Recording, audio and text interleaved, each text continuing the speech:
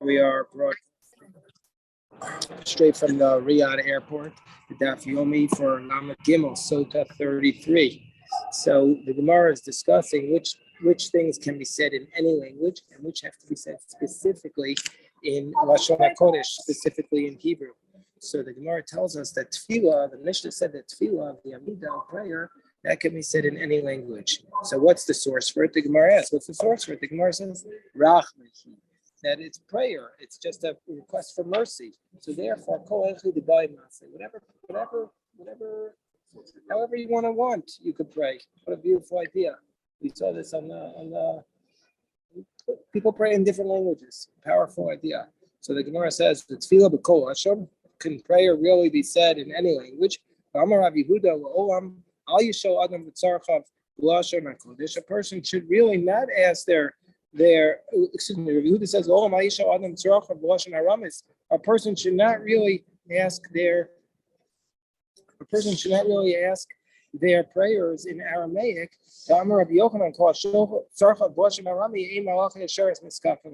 Whoever says their prayers in Aramaic, the angels are not going to pay attention to it. The angels don't know Aramaic. So if that's the case, how can you pray in any language? You can't pray in Aramaic because the angels aren't going to be able to help you because they don't know Aramaic. So the Gemara says, "Lo kasha." It's not difficult. An individual can't pray in Aramaic because he needs the prayers to be able to. He needs the angels to help him with his prayers. But the tzibur, they can pray in Aramaic because the tzibur is so strong that they don't need the Aramaic. They don't need the help of the angels. So the Gemara says, is it really the case? Is it really the case that the ministering angels don't know Aramaic? Vatanya, didn't we learn? Yochanan Kohen Gadol Shama Basko Mekbeis Kodesh Kodeshim. Yochanan the Kohen Gadol, he heard a heavenly voice coming out of the Holy of Holies, and what did the heavenly voice say? Shu Omer Mitzvo Talya Da'azu Akha Karvo Antiocha. He says that he heard that the young Kohanim who went out to fight a battle against that they went to Akha to fight a battle against Antiochus, that they won. So we see that the heavenly voice came out and spoke in Aramaic. So who does the heavenly voice? Obviously the angels. V'shuv Ma'aseh b'Shimon HaTzadik, and also there was an incident with Shimon HaTzadik. Sheshama Ba'asko Mibeis Kodesh HaKodashim. Shimon HaTzadik heard the heavenly voice coming from the Holy of Holies. Shu Omer B'Tewas Avidata, and he said B'Tewas Avidata the Amar Sina La'isa Alechala V'Nera Gaskalgos Ubatu Xerosef. And so, what did Shimon HaTzadik hear? What was the heavenly voice here? He heard that the heavenly voice came out, and the heavenly voice had said that all your work that people did, that they thought that they were going to destroy Jerusalem, all that work was destroyed. The work of your enemies was destroyed. And Neragas Kalgas was the king of the Greeks, and his decree was canceled. And the Kasru Osa Shah, when Shimon HaTzadik came out, they indeed found out that they wrote down the time. And it was exactly that time that decree fell through. And he said it, and the heavenly voice was said in Aramaic. So we see that the heavenly voice does know Aramaic. So the Gemara says, you could say if you want that a baskol, even though the angels don't speak in Aramaic, but the heavenly voice is different because the heavenly voice is specifically done for people to hear. And so since it's specifically done for people to hear, therefore it was said in Aramaic. And Gabriel, it's really a similar answer, that this was a specific angel who knew it. This was Gabriel. And Gabriel, the Amamar, Ba Gabriel, because we know from Joseph that Gabriel came and taught him 70 languages. That's how he defeated Pharaoh, because he knew one extra language and Pharaoh knew. Pharaoh didn't know Lashon HaKodesh. So Gabriel taught Joseph the 70 languages. Okay, so then the Gemara says, Kirkas Hamazon can also be said in any language. The prayer after the meals can be said in any language. How do we know that? Because it says, you shall eat and you'll satisfy it and you'll bless Hashem. You can bless God in any language. Bless God in Arabic or in English.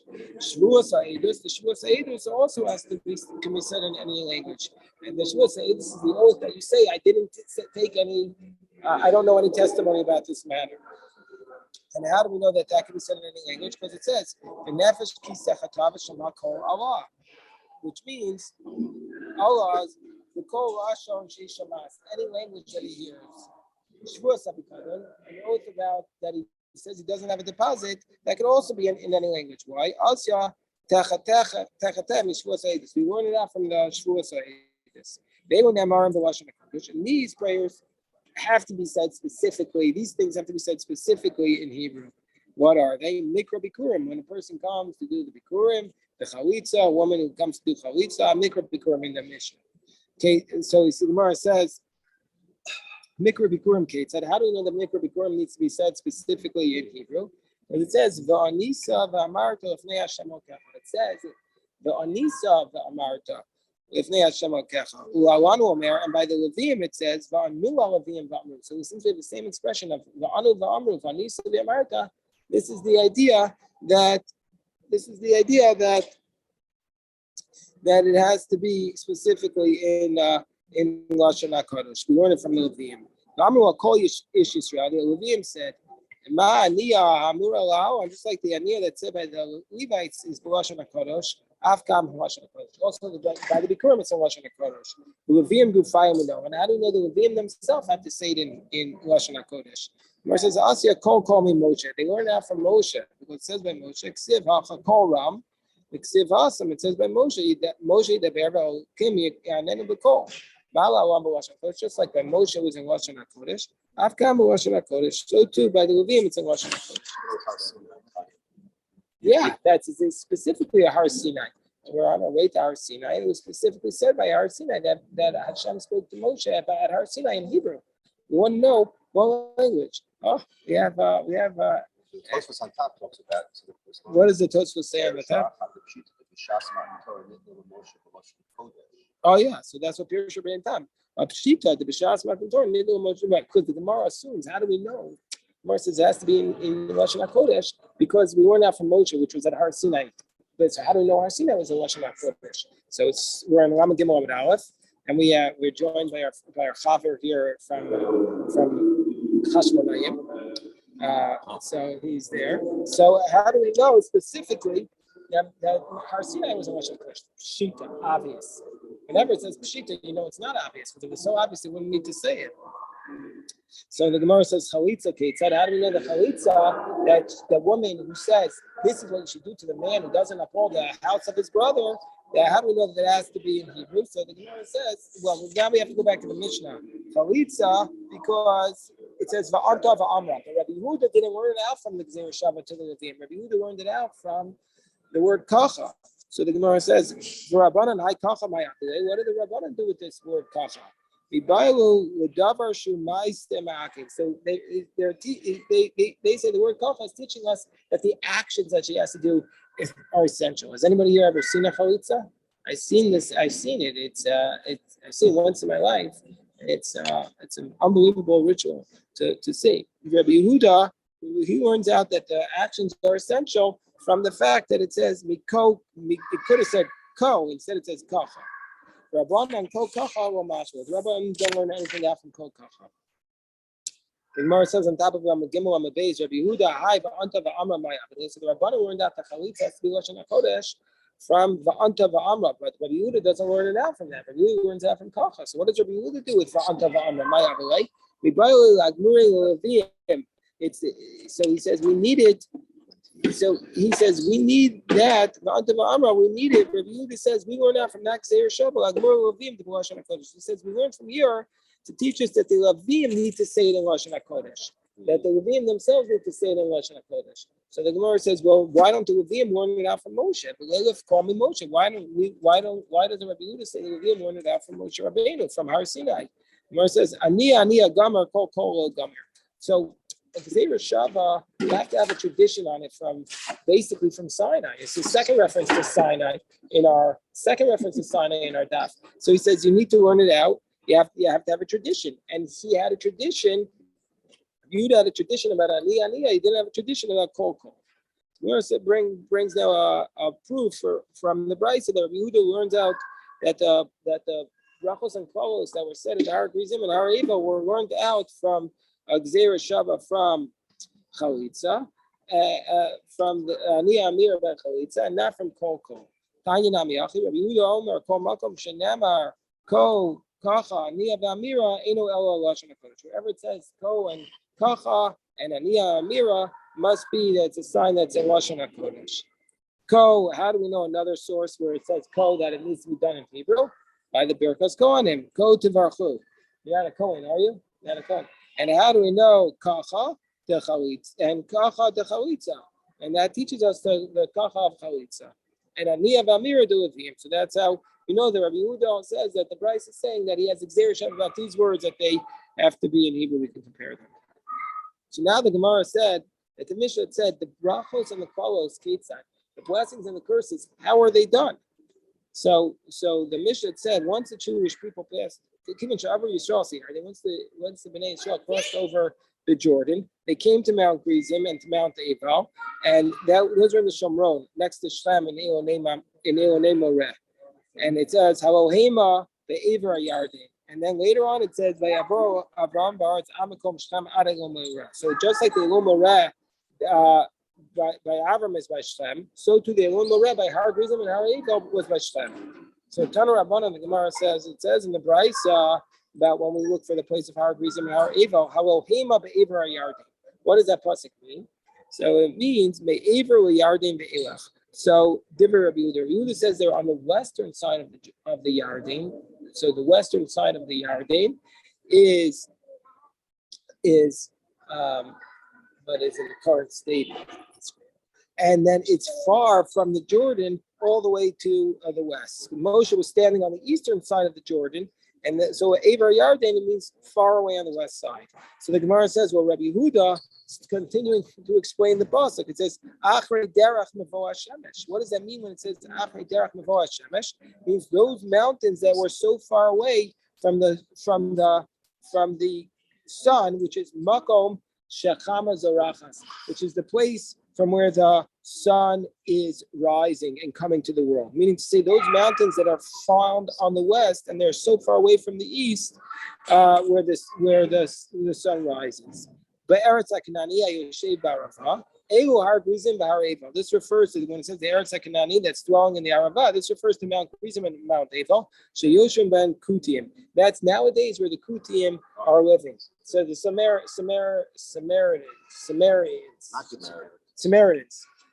I've been there, and yeah. So that's where they live today. They live actually still right there today. Yeah, they still live there. So also the pasuk tells us Mu'ah Gilgal. This is another sign. Samuch Gilgal. Next to a place it's called Gilgal. So Elonei Moreh. This is Shem. How do we know it's Shem? It says Elonu Omer Vayavor Avram Ba'aretz Amakom Shem Adei Moreh.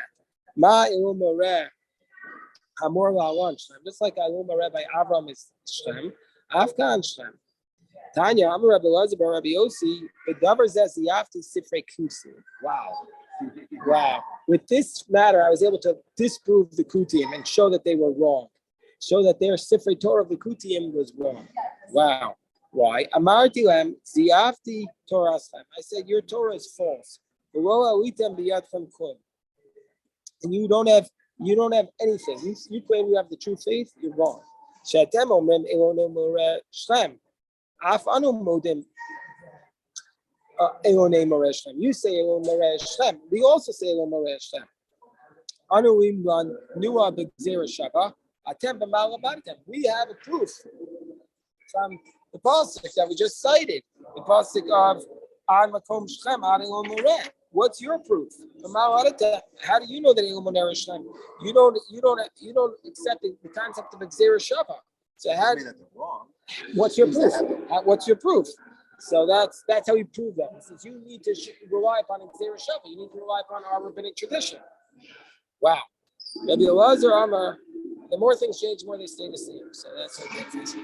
Polemics for 2,500 years, the world has been seeing polemics of interfaith polemics. Rabbi Elazar Amar, Halohema be'Ever Yarden. What? So he says, what does it mean? Elohim of Abraham. And the first shot we saw was that it means far away from the Yarden. That's the first shot we saw. That's the brisa. That was Rabbi Yehuda. But Rabbi Lazar says samoch. It means samoch Yarden, next to the Yarden. The ime Abraham Yarden the Elach, as if it was far away from the Yarden. When you cross over the Yarden, you have to set up the stones, and on those stones you have to write the Torah. But you're supposed to do that right next to the crossing of the Yarden. So it must be that it was right next to it. Achrei derech mevo hashemesh doesn't mean where the sun rises. It means makom shachama shokas, where the sun sets.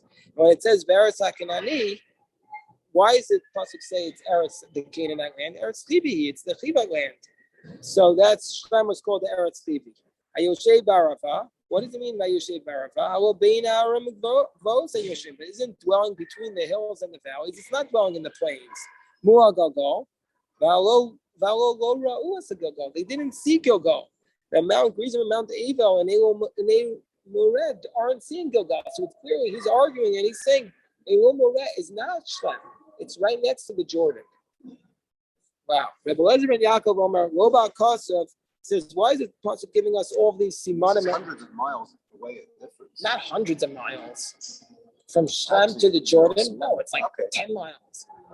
Not even 10, probably. So we can ask. Yeah. I mean, it's on a monkey, it's on a horse, 2 hours. Rebbe Lezer and Yaakov says, Lo ba'akosov ela la roslan derech bashmiya. Why is the pasuk have to tell us all of these simanim about where it is? To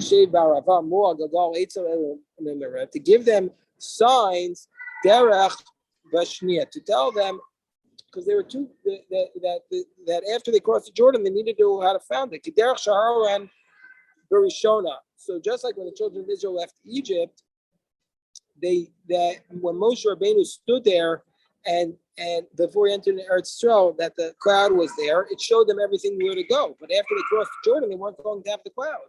And so therefore they need to have these simanim to show them where to go. Therefore it says derech, b'derechachu, follow the path. Don't go off the path. Hayoshev, b'yishuv, it's in a city. It's not in the wilderness. Arava, don't go to the mountains and the valleys. Don Rabbanan, Ketzad Avru Yisrael Yarden. Oh, this is such a good shemakim. How did the Bnei Yisrael cross the Yarden? We're going to be going tomorrow to the place where they cross the sea, but they also cross the Yarden. It's just a very similar miracle. How did they cross the Yarden? When Joshua went in, the whole yom every day, Aaron every day the Aaron would follow after the 2 camps of Reuben and Shimon. But this day, Nasa Tchila, the Aaron went first, went in front of all the Gedolim. As it states, Hinei Aaron Abris, Adon Kol Haaretz Overef Nechem. The Ark of the Covenant is going before you. Every day the Levites were carrying the Ark. Vayom Nisau Kohanim. But this day the Kohanim carried it. As it states, the Kohanim's feet were on the ground. Tanya, Rabbi Yossi Omer B'Shoshim Makomos Nasu Kohanim Asai. There are 3 places where the Kohanim carried the ark. Kishaver was a Yarden, when they crossed the Jordan. Kishay Seibu Esirifo, when they walked around Jericho in order to conquer it. When they returned the ark in time of Shlomo Melech from the city of David to its place in the Holy of Holies. So the brisa continues on top of Hamadal and Amalaf. And once the Kohanim's legs touched the water, then the water went back. It stopped its splitting, as it says. So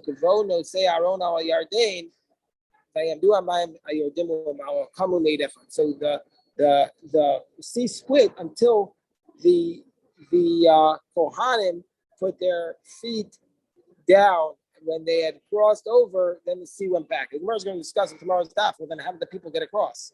That's going to be the good question. We'll stop the recording here. So basically, the Ananea covered